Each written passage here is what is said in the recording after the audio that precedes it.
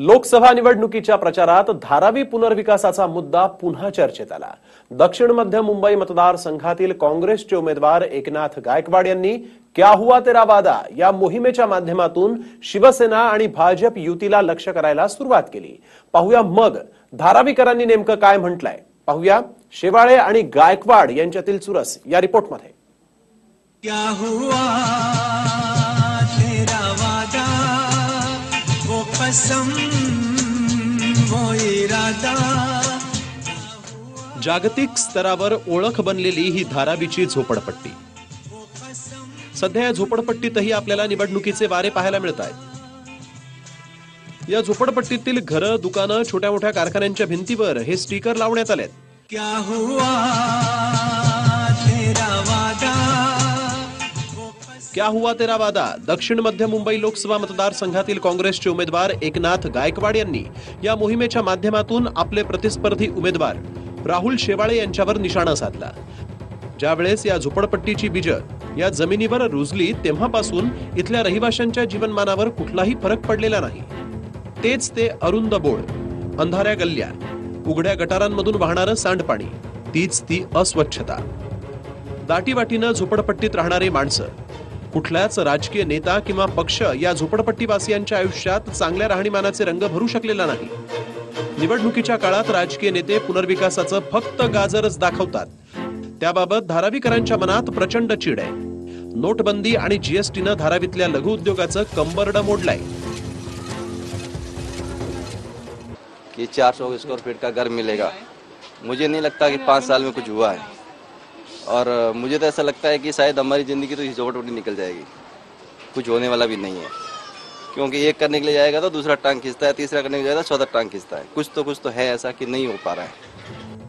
एकनाथ गायकवाड यांनाही धारावीकरांनी विधानसभा आणि लोकसभेत प्रत्येकी 2दा संधी दिली होती।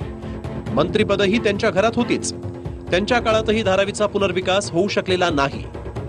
आणि आज ते राहुल शेवाळे यांना क्या हुआ तेरा वादाची आठवण करून देत आहेत हे विशेष आहे।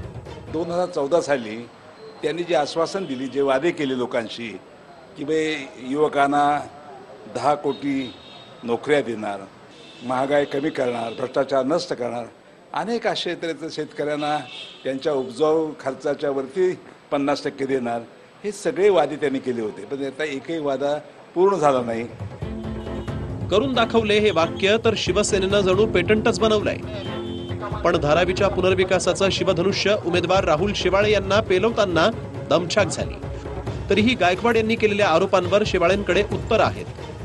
ज्यावेळी खासदार झालो त्यावेळी धारावीकरांची मागणी होती 400 स्क्वेअर फीटची।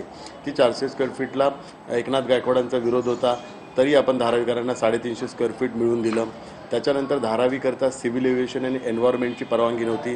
खासदार म्हणून पार्लमेंटमध्ये तो आपण प्रश्न उपस्थित केला आणि धारावीच्या प्रोजेक्टला सिव्हिल एव्हिएशन आणि एन्व्हायरमेंटची परवानगी मिळवून दिली।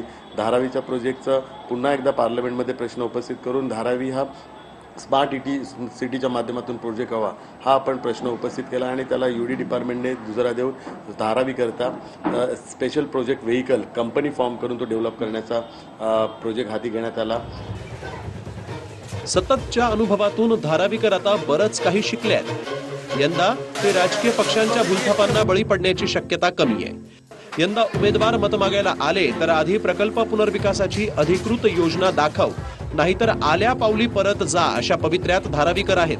त्यामुळे धारावीकरांची नाराजी कोणत्याही पक्षाच्या उमेदवाराला परवडणारी नाहीये।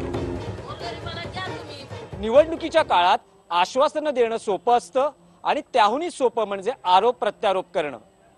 गेल्या अनेक वर्षांपासून धारावी झोपडपट्टीच्या बाबतीत हेच घडताना दिसतंय। पुनर्विकासाच्या प्रक्रियेत प्रबळ राजकीय इच्छाशक्तीचा अभाव हे धारावीकरांचं दुर्दैव बनलंय। व्हिडिओ जर्नलिस्ट चरणसह दिनेश दुखंडे, TV9 मराठी न्यूज, मुंबई।